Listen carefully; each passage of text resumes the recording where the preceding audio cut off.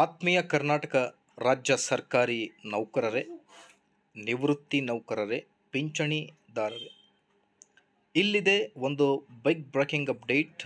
ಮಾನ್ಯ ಮುಖ್ಯಮಂತ್ರಿಗಳಿಂದ 7ನೇ ವೇತನ ಆಯೋಗದ ಕುರಿತು ಸರ್ಕಾರಿ ನೌಕರರಿಗೆ ಮತ್ತು ಪಿಂಚಣಿದಾರರಿಗೆ ಒಂದು ಬ್ರೇಕಿಂಗ್ ಅಪ್ಡೇಟನ್ನು ತಮ್ಮೊಂದಿಗೆ ಶೇರ್ ಮಾಡ್ತಾ ಇದ್ದೀನಿ. ವೀಕ್ಷಕರೇ, ವಿಡಿಯೋನ ಸ್ಟಾರ್ಟ್ ಮಾಡೋದಕ್ಕಿಂತ ಮುಂಚೆ ನೀವು ಕೊಡುವ ಒಂದೇ ಒಂದು ಲೈಕ್ ನಮಗೆ ಸಪೋರ್ಟ್ ಆಗಿರುತ್ತೆ. ಸೊ ಹಾಗಾಗಿ ವಿಡಿಯೋನ ಲೈಕ್ ಮಾಡಿ, ನಮ್ಮ ಯೂಟ್ಯೂಬ್ ಚಾನಲನ್ನು ಕೂಡ ಸಬ್ಸ್ಕ್ರೈಬ್ ಮಾಡಿಕೊಳ್ಳಿ. ವೀಕ್ಷಕರೇ, ನೀವು ಸ್ಕ್ರೀನ್ ಮೇಲೆ ಗಮನಿಸ್ತಿರಬಹುದು, 7ನೇ ರಾಜ್ಯ ವೇತನ ಆಯೋಗದ ಶಿಫಾರಸ್ಸಿನಂತೆ ರಾಜ್ಯ ಸರ್ಕಾರಿ ನೌಕರರ ವೇತನ ಪಿಂಚಣಿ ಪರಿಷ್ಕರಣೆಯ ಕುರಿತು ಮಾನ್ಯ ಮುಖ್ಯಮಂತ್ರಿಗಳಿಂದ ಹೇಳಿಕೆ.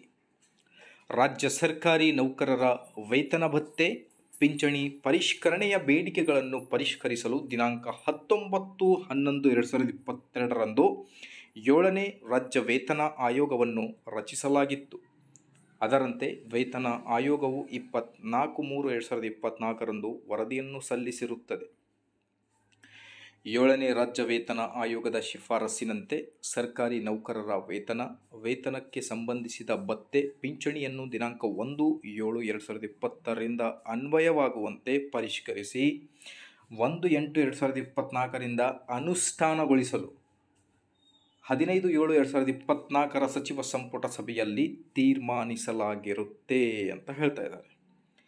2022ಕ್ಕೆ ಇದ್ದ ನೌಕರರ ಮೂಲ ವೇತನಕ್ಕೆ 31% ತುಟ್ಟಿ ಭತ್ಯೆ, 27.50ರಷ್ಟು ಫಿಟ್ಮೆಂಟ್ ಸೇರಿಸಿ ವೇತನ ಮತ್ತು ಪಿಂಚಣಿಯನ್ನು ಪರಿಷ್ಕರಿಸಲಾಗುವುದು.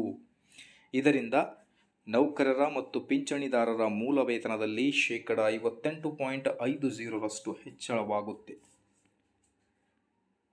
ಕನಿಷ್ಠ ಮತ್ತು ಗರಿಷ್ಠ ವೇತನದ ಬಗ್ಗೆಯೂ ಕೂಡ ನೀವು ಮಾಹಿತಿಯನ್ನು ಸ್ಕ್ರೀನ್ ಮೇಲೆ ಗಮನಿಸ್ತಿರಬಹುದು. ವೀಕ್ಷಕರೇ, ನೌಕರರ ವೇತನ ಪರಿಷ್ಕರಣೆಯಿಂದ ರಾಜ್ಯ ಸರ್ಕಾರಕ್ಕೆ ವಾರ್ಷಿಕ 20,208 ಕೋಟಿಗಳಷ್ಟು ಹೆಚ್ಚುವರಿ ವೆಚ್ಚ ಉಂಟಾಗುತ್ತೆ. ಈ ಹೆಚ್ಚುವರಿ ವೆಚ್ಚಕ್ಕೆ 24-25ರ ಆಯವ್ಯಯದಲ್ಲಿ ಅಗತ್ಯ ಅನುದಾನವನ್ನು ಮೀಸಲಿಡಲಾಗಿದೆ ಅನ್ನೋದ್ರ ಬಗ್ಗೆ ಒಂದು ಬ್ರೇಕಿಂಗ್ ಅಪ್ಡೇಟ್. ಇದೇ ಥರ ಮಾಹಿತಿಗಾಗಿ ಪ್ಲೀಸ್ ವಿಡಿಯೋನ ಲೈಕ್ ಮಾಡಿ, ಯೂಟ್ಯೂಬ್ ಚಾನಲನ್ನು ಸಬ್ಸ್ಕ್ರೈಬ್ ಮಾಡಿ. Thank you.